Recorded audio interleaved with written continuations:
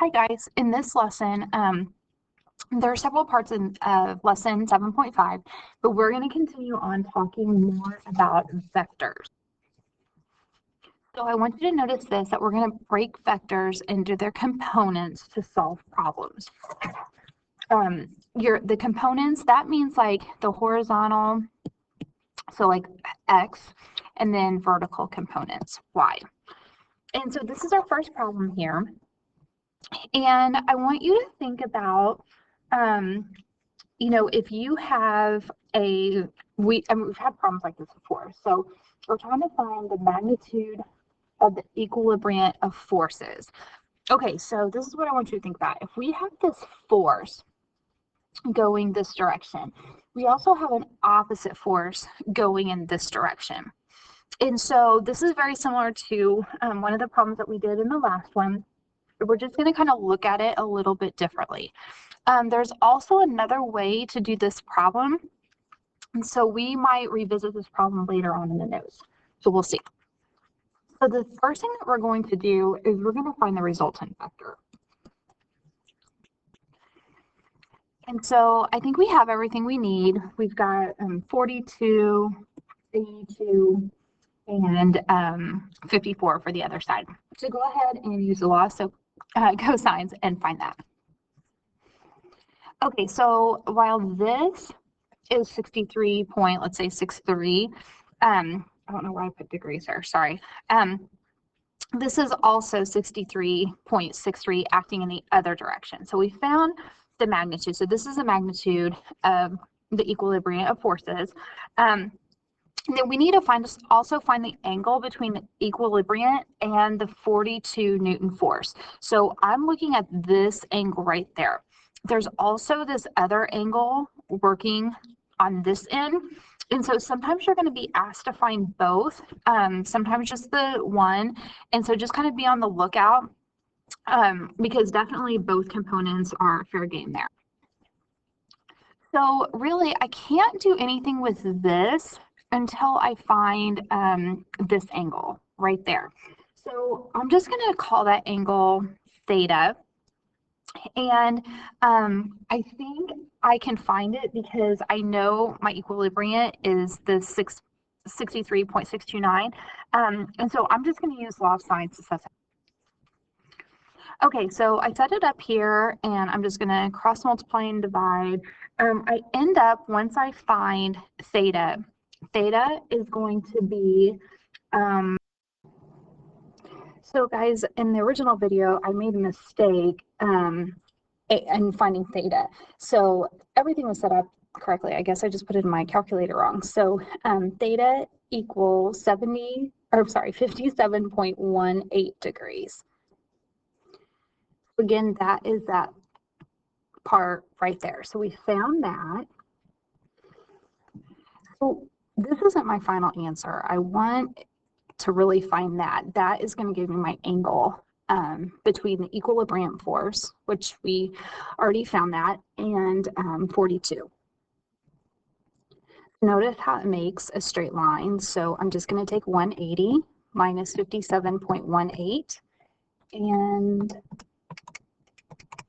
I get 122.82 degrees. So this is that angle. You can also find this angle too. So sometimes, remember how I said at the very beginning that sometimes they'll ask you like the angle between both of the forces. And so we can totally do that. We would just have to find this angle. So if this whole angle was at 98 degrees, and we know that theta is 57.18, we have a difference of 40.82. Oops, sorry, that's a 2. And so that is this, 40.82. So if we wanted to find, again, it makes a straight line. So if we wanted to find this angle here, we would just take 180 minus 40.82, and you get 139.18. So we have kind of taken apart this whole thing. We're actually going to come back and do this problem a different way after we learned another method. But that's it for this problem.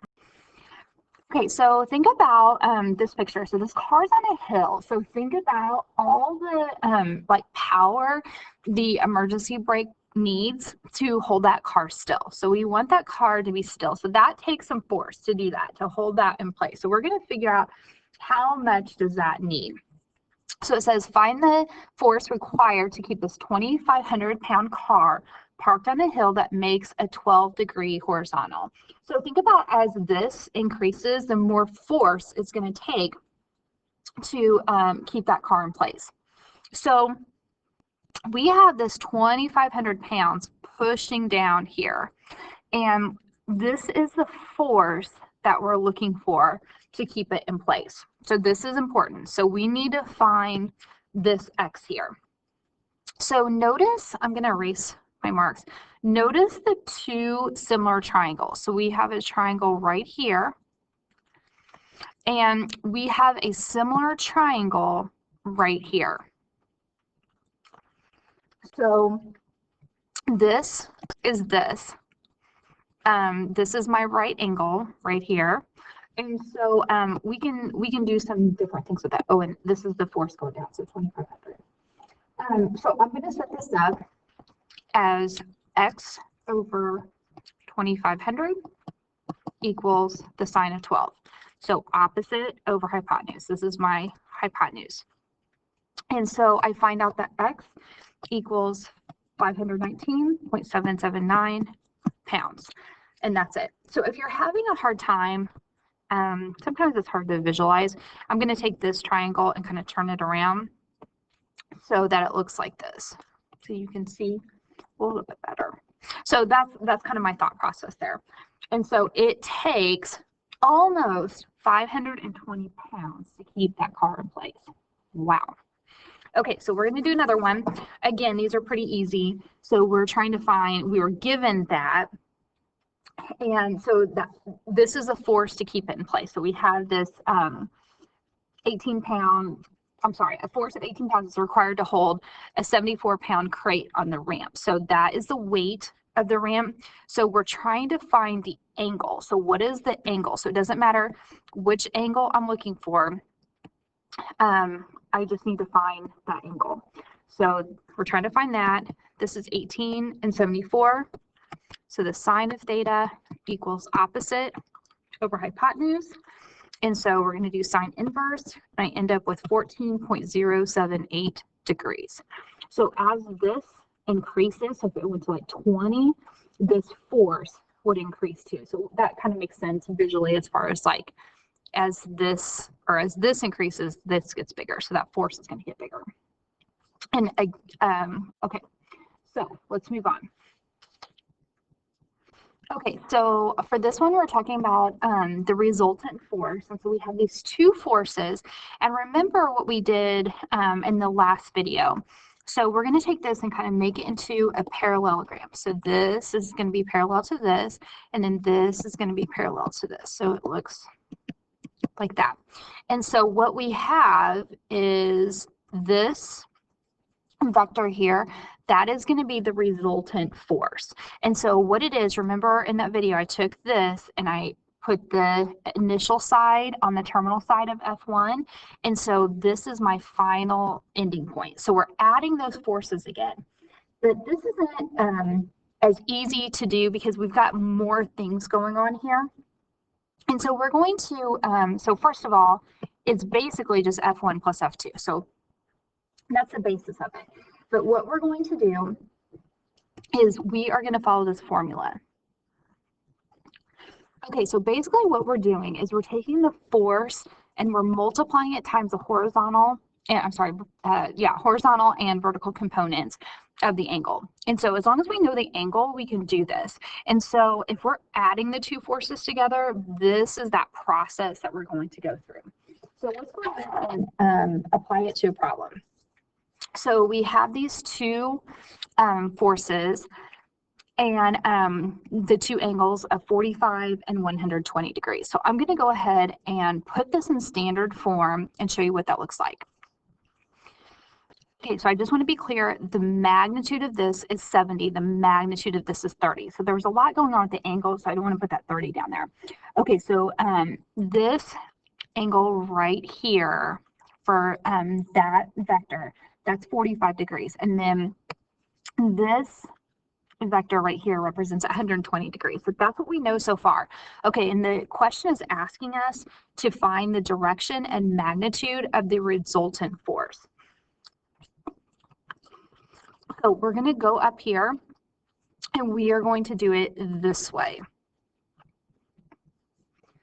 Okay, so the reason I wrote it in the different colors is I want you to kind of focus on seeking out the I and seeking out the J. And we're going to group those together and factor it out. So I'll show you what that looks like. Okay, so as yucky as this is, I can put this whole thing in my calculator and get a yucky decimal. Put this whole thing in my calculator and get a yucky decimal. So when I do this one, it ends up being negative 13.787, oops, I. And when I do this one, it ends up being 81.835J. Okay, so these are my two horizontal and vertical components here. Okay, so we need to find the magnitude of that. So remember, if I were to write this a different way, it would just be my vector is this. So think about, go back to the Pythagorean theorem. So I'm going to square this, add them together, and take the square root. And so when you do that, you should end up with the magnitude is 82.988. And again, it's because we're using Pythagorean's theorem to get that. Okay, so we found the magnitude. We also need to find the direction. So what does this resultant force, what would the direction of that be? So we're going to talk about that here in a second. Okay, so I made kind of what my triangle would look like. So it's just a personal preference. You can use sine, cosine, and tangent. I just use sine because I don't have to deal with any negatives. And so I did the sine inverse, and I found out that theta is 80.44. So that is this angle. So I need to find this angle here. So I'm going to take 180 minus 80.44, and I end up getting 99.562 degrees. And so that's my directional angle.